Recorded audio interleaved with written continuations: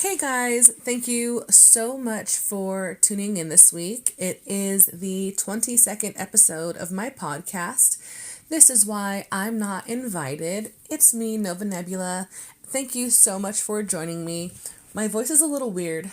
I'm actually not feeling the best. I am sick. I was trying to avoid it, but with all the holidays and all the stress, it finally hit me, but don't worry. I'm not super sick. It's just upper respiratory, I guess. I don't know. I haven't gone to the doctor. I'm taking Dayquil. Everything's fine, but my voice is a little bit weirder than normal. If you can remember, last week's episode was about parasocial relationships, and let me tell you, I had a lot of feedback. Now, I know this was an issue in the community, and I know it's definitely a bigger issue for event organizers, content creators, people that run spaces. But after last week's episode, I had a lot of people actually reach out and tell me their own personal stories, and I definitely noticed a trend and things that we have in common about these parasocial relationships that are built around us and basically forced upon us as an event organizer myself. After having so many different points of view and so much input from people that are all over in different parts of the states, I wanted to make this episode basically a different section, kind of following up on the parameters, I guess, in the Venn diagram of a parasocial relationship. We're going to talk about basically people confusing access versus intimacy. When I open my mouth, most people, they look away. But you're still here. That matters.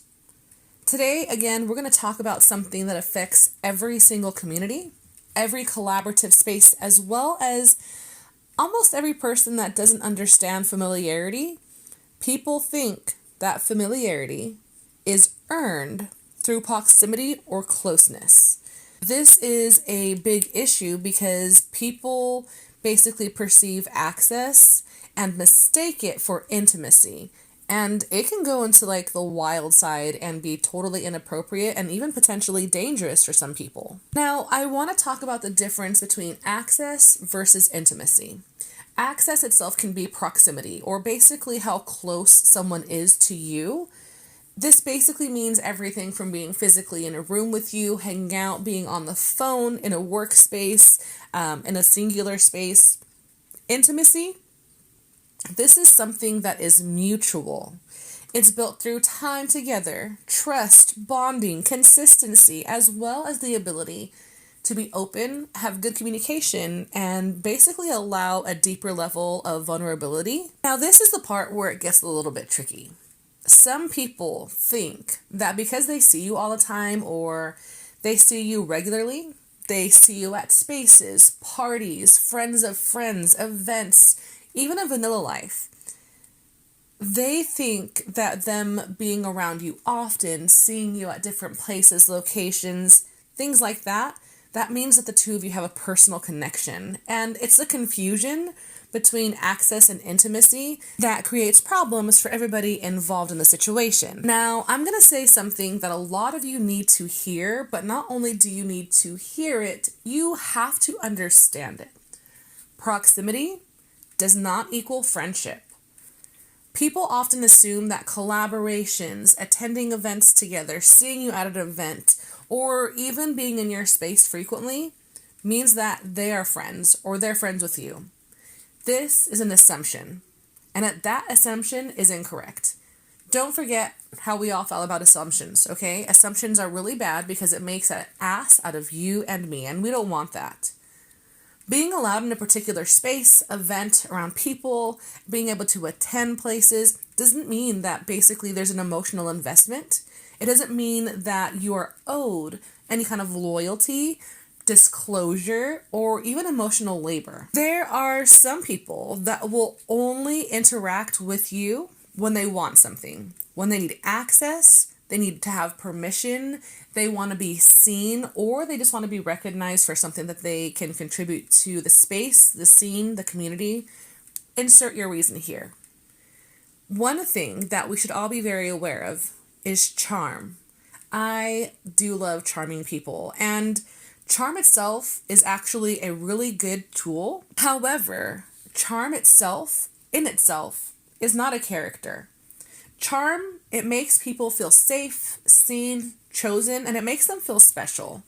However, some people use charm to manipulate people, lower their defenses, basically give off misconceptions of friendship, when realistically that charm is only being utilized for selfish reasons. It's allowing people to get access without actually holding any kind of accountability for themselves. One of the really serious things that we have to talk about charming people, or these silver-tongued people, is that charm can hide cruelty. It hides entitlement, it hides selfishness, self-interest. Basically, they're able to hide all of these negative aspects behind smiles and friendships, love bombing, just being there 100% all of the time, being likable, right? They're able to hide selfishness as well as manipulation behind the presence of being very well liked. One of the things that you have to really realize as an event organizer, a collaborator, a content creator, is that some people, they only stay close to you and they only stay around you not because of genuine care and the want to build a relationship and the need to build a connection, and they want to be genuine friends. They're only around you because it benefits them. Whether we see it or not, they're only in your presence. They are only staying and remaining likable to you, to have access to you because it benefits them. They want to know about your life. They want to know about your community. They want to know what you're doing, how you're running events, how you're organizing things, how to collaborate, how to talk to people. They want to know how to run the space. And they basically, by being charming and pretending to be very likable, or being very likable, but pretending to be your friend, they get access to all of that information. They perform friendship, and they only perform friendship to get access to all of the information that you have. Unfortunately, this includes drama. It includes gossip or leverage. It includes taking personal conversations out of context and twisting it, because some people will do that. But then we would never suspect it because they're so likable, they're so friendly, they're always smiling, they're so nice. Again, it's that charm that's portraying friendship. It's that charm that's portraying likability, when realistically, these people are not good people. When people are performing likability, when people are performing being friendly, when they're always smiling and they're always suddenly available to you whenever you need it, you have to understand that that is an intimacy. It's manipulation that is masked as connection. One of the biggest points that I want to make today is basically weaponized incompetence. Unfortunately, weaponized incompetence is a very real thing. I would never do it, and I don't understand how people can play dumb to get advantages or to have an advantage, but they do. Some people act so helpless or so clueless, they basically get others to overfunction for them. They ask for help all the time. They rely on generosity. And basically, when someone does this,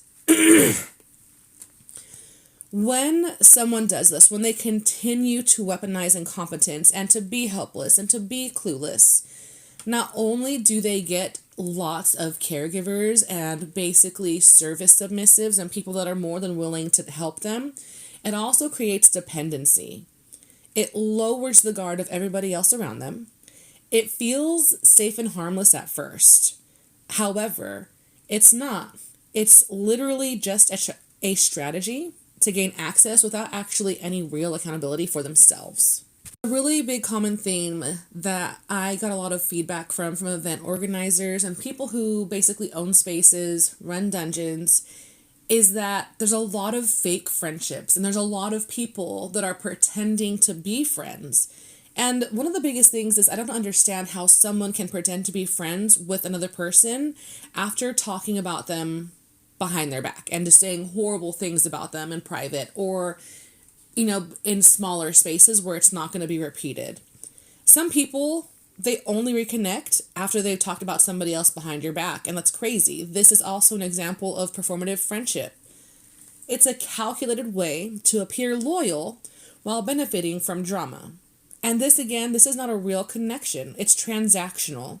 They measure your reaction, your attention, and your access. But realistically, if it was a true friendship, it would not be starting with manipulation. One of the things that I've heard from a lot of other event organizers, creators, things like that, is that a lot of these manipulative persons, or these people, they basically came out of the woodwork, were very friendly at first, asked lots of questions, and built an entire fake friendship, allowing the person to basically feel vulnerable enough to vent to them or to talk to them about personal issues. And then they turned around and misconstrued and basically twisted the venting into something that was like drama and shit talking and gossip. And now they have leverage over these previous event organizers. And it also starts with like just the manipulation of it all. Do you need anything? I can come over. Do you want anything? Here's my number. Let's hang out, this and that. You have to really question these people and their motives when you have a space and when you run a space. Performative friendship, again, was one of the biggest, aspects or points of feedback that I got after last week's episode about parasocial relationships. These manipulative, charming people, these super likable people, these people that were very friendly and always smiling and always available and so eager to help and be present, it was all performative. And unfortunately, the event organizers, the space holders, these community builders didn't realize that it wasn't a genuine connection. They didn't really want to be friends. They just wanted access and just wanted information that wasn't private to later make it public and then hold it over some event organizers. And that's just horrific. That's horrible. Those people are really shitty. A big thing that was brought up too, obviously safety and consent is a really big thing. Being safe is basically about good communication, open-ended questions, vulnerability, consent, transparency, and accountability. Controlling access is about restricting proximity.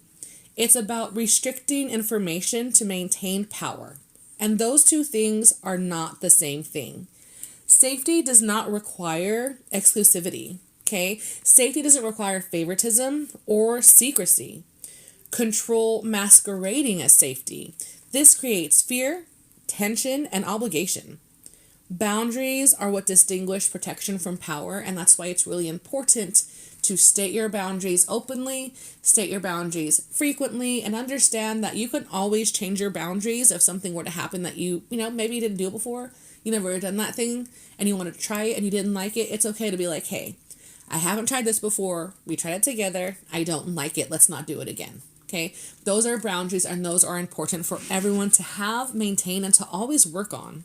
I definitely want to point this out without naming names, but there's a lot of fear-based behavior that I've noticed from people that are in the scene. And specifically, I'm going to talk about me, myself. There are people who follow me, people who admit to listening to my podcast and send me feedback and engage privately.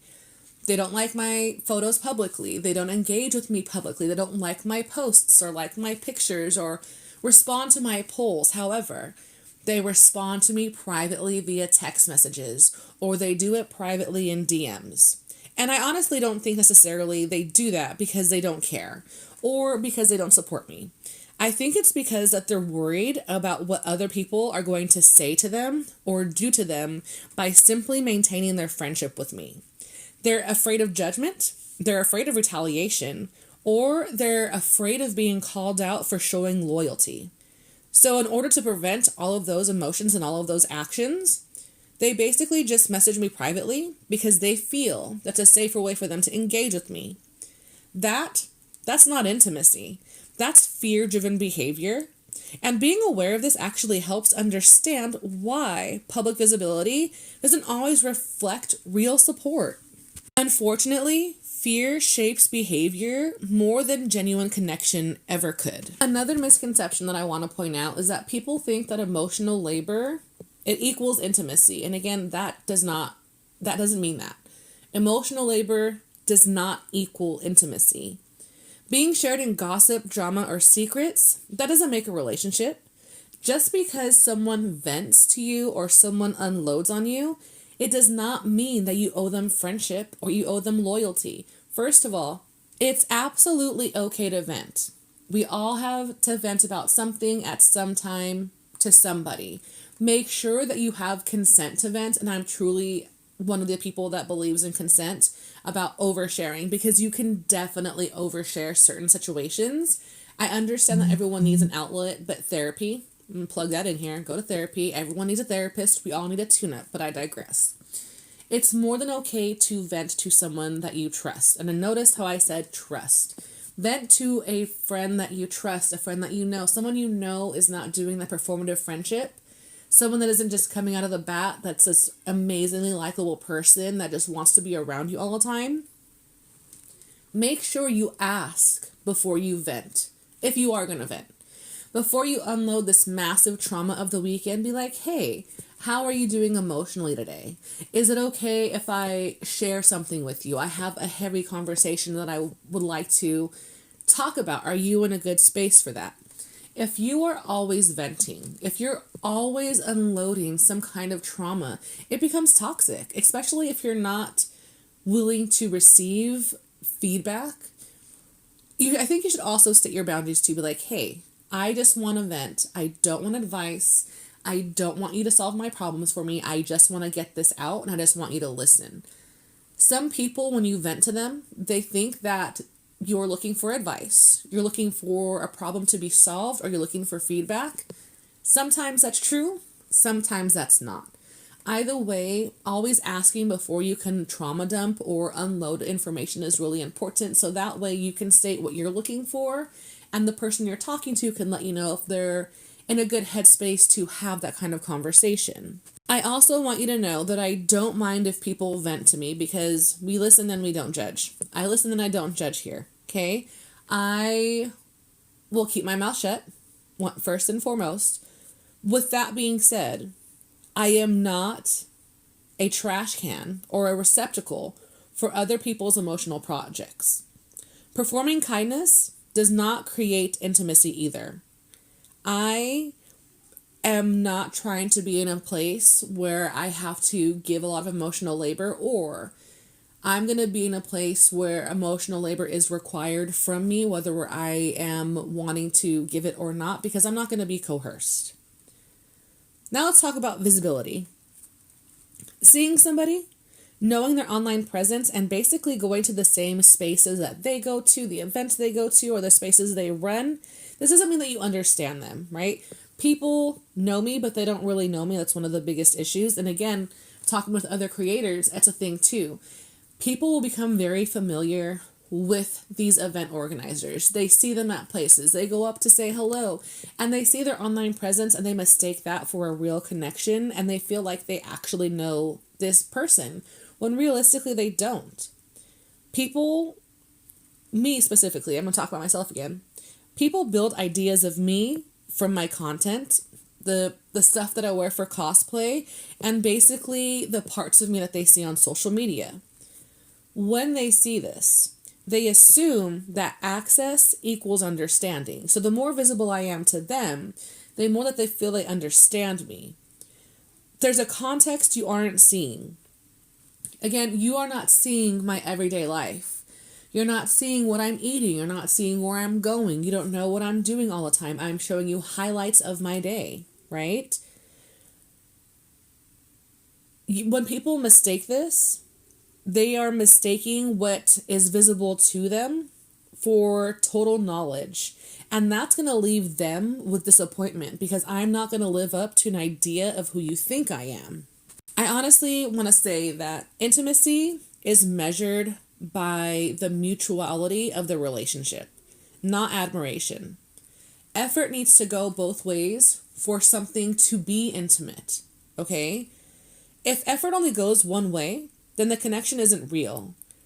If that engagement, if it disappears because access isn't given, it's never really genuine. That's something that I get a lot.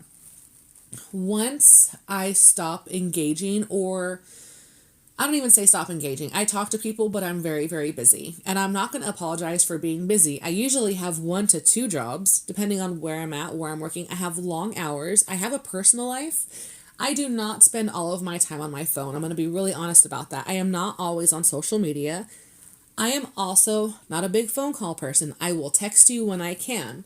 Sometimes I stop mid-conversation because I have to work, because I'm driving, because real life kicks in. With that being said, there have been situations where, I text back and then I stop texting back. I have my life that comes first over this online presence, and people just disappear. People are like, you know what? I'm just going to step back. Where were you ever stepping forward? And I think that's a big thing we have to talk about. Intimacy is mutual, all right?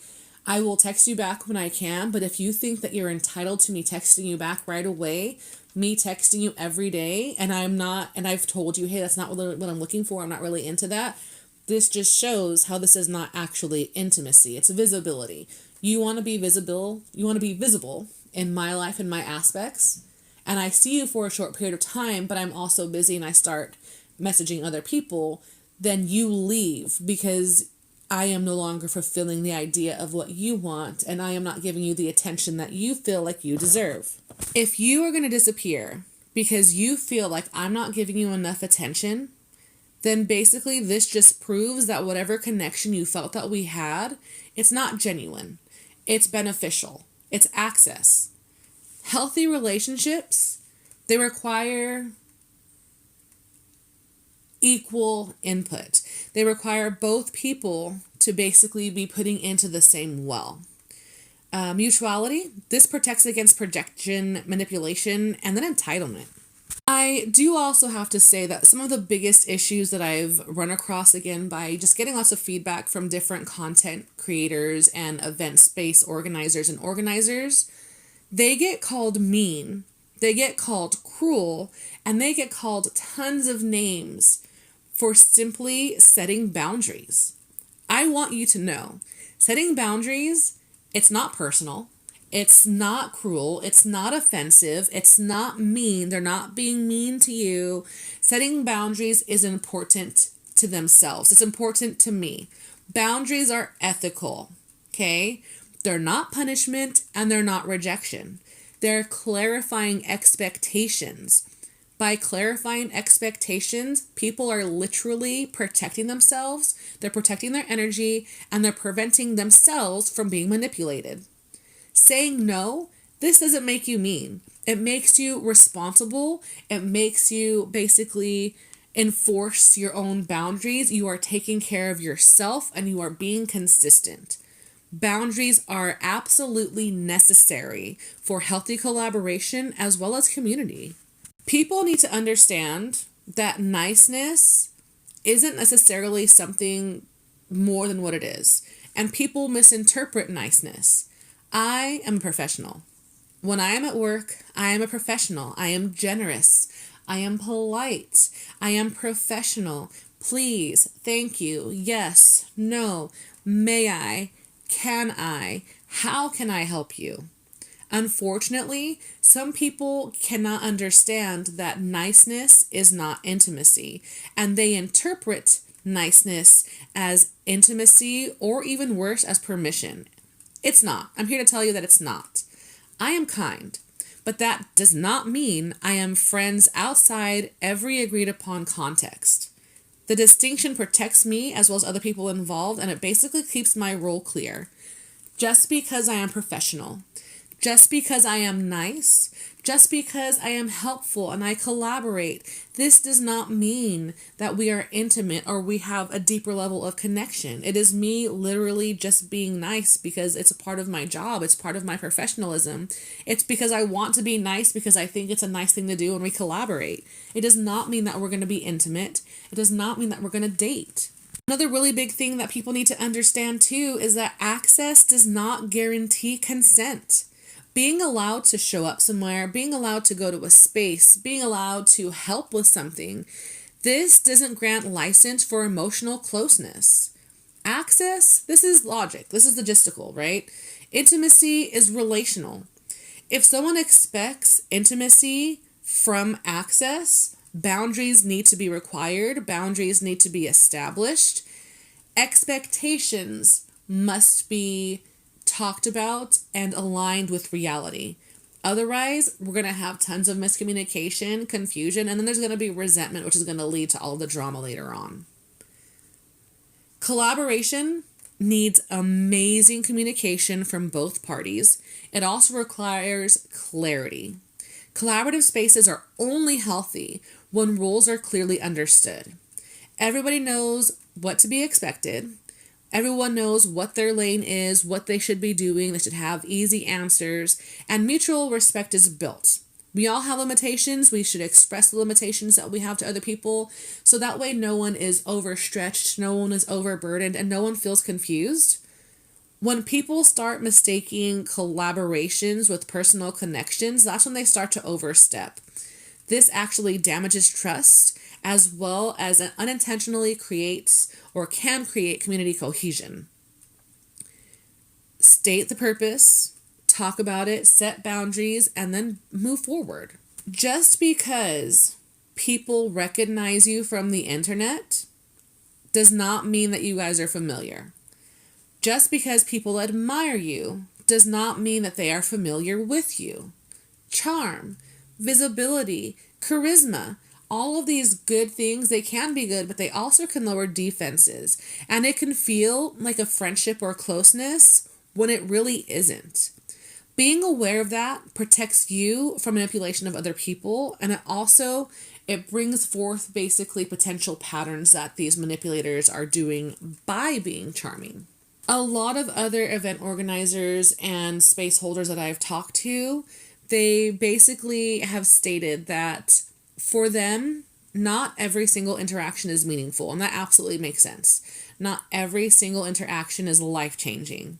Not every single compliment is going to mean a connection, but for the people who have these parasocial relationships and they basically are feeding off of you, to them, every single conversation you have with them is deep and meaningful, and it proves a connection to them that doesn't really exist.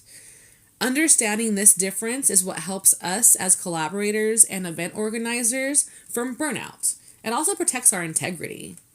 A really big topic of conversation that a lot of people want to hear about more in the future, and I'm definitely thinking about making a podcast about that, is burnout.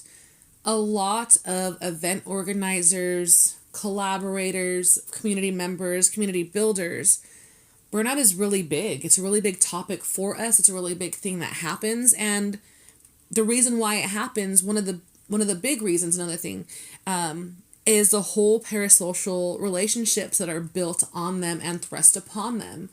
They are very visible. They're on the internet. They're out. They're showing things, maybe their ass, right? And that's totally fine. But people, again, they confuse visibility with access. So when they meet these people, when they try to talk to event organizers and reach out, they make something more familiar than it is, and that creates burnout on the event organizers, the space holders, and the community builders. I do my best. I only have so many emotional spoons to give, and I am not going to perform friendship. I'm not going to fake being a friend with you. I'm not going to be friends with you just to have access to your gossip. I don't want to know your information. I don't want to know what you're doing. I don't want any of that. I'm not going to pretend to be stupid to get you to help me. I'm not going to use my charm to manipulate you to giving to me.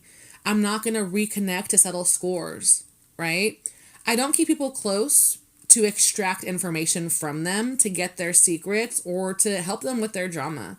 If someone helps, if I help somebody, it's because they want to and because I want to, and not because they tricked me or I tricked them. It was intentional and ethical, and that's what I do to protect my space and basically the space around me.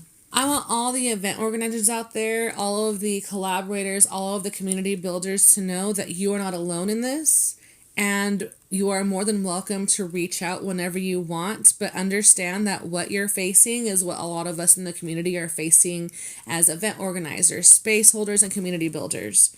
You're not alone. The burnout is real. The performative friendships are real. The charming manipulators are real.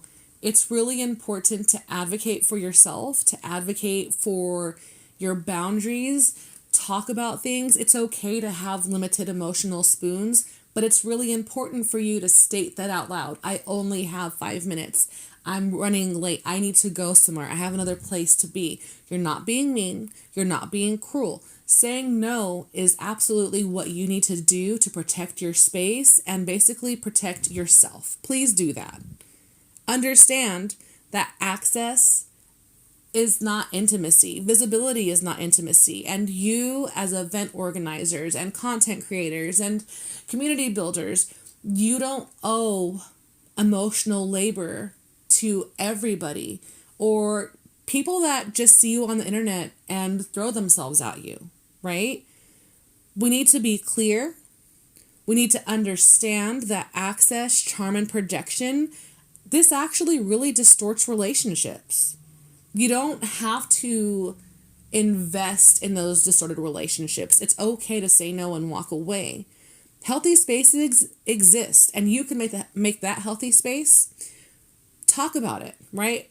Set boundaries, have real conversations about collaborations, and do your best to have authentic connections. All of these things are going to require boundaries. Realize that intimacy, this is earned. It's not given. Proximity, everyone can be close. Everyone can be in your space. But proximity is not intimacy, and people need to understand that as well. Anyways, I'm done for today. Thank you very much for tuning in for episode 22 of This Is Why I'm Not Invited.